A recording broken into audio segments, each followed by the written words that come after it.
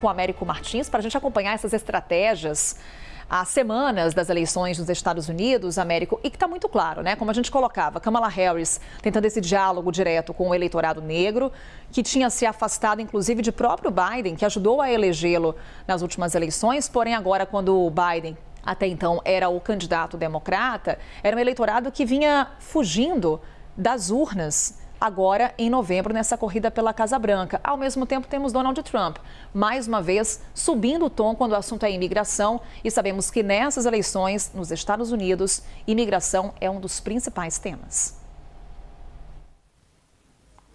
Exato, Carol. O Donald Trump deve ter indicações muito claras ali de que a questão da imigração continua sendo um dos principais pontos dessa eleição. Por isso, ele está começando a fazer ataques ainda mais duros com relação aos imigrantes. Ele chegou a falar em usar os militares americanos contra os inimigos internos, que seriam esses imigrantes. Ele falou numa invasão do país, chegou a dizer, sem dar qualquer tipo de evidência de que isso poderia ser verdade, que os Estados Unidos iriam ser transformados num grande campo de imigrantes, campo de refugiados imigrantes que buscam a prosperidade nos Estados Unidos.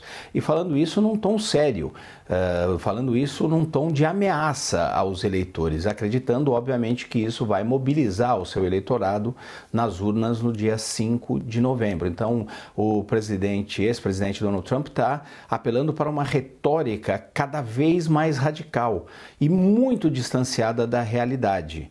Nós não vamos, infelizmente, ver nos Estados Unidos algo como se discutiu muito aí no Brasil, de eventuais declarações da justiça eleitoral de inelegibilidade ou algo assim. Então ele vai continuar fazendo esse tipo de declaração pouco ligada à realidade.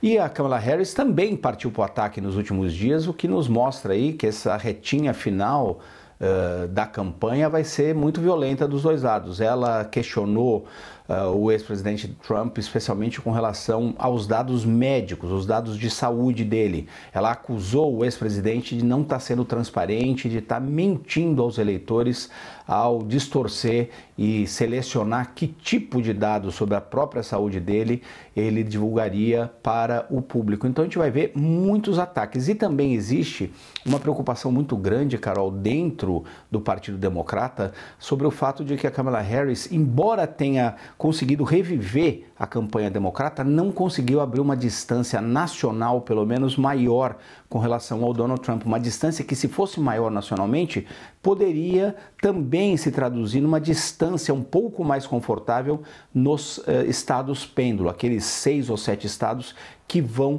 decidir essas eleições. No final das contas, não houve essa abertura por nenhum dos lados. Nós temos as pesquisas mostrando empates técnicos em muitos desses estados pêndulo, e nós temos inclusive uma preocupação de quanto tempo vai demorar a apuração nesses estados pêndulo, e nós provavelmente vamos ter questionamentos dos dois lados durante a apuração, com relação à lisura dessas apurações. Então nós precisamos nos preparar, infelizmente, Carol, para uma reta final de campanha muito agressiva, com muitas informações falsas, com muitas declarações violentas até, possivelmente dos dois candidatos, e também uma apuração que vai ser muito tensa. Nós vamos ter uma eleição muito apertada que vai ser decidida em 1 ou 2 estados, muito provavelmente, no final dessa história, e são esses estados pêndulo. A gente vai ver também, só para concluir, um esforço concentrado desses dois candidatos nesses estados.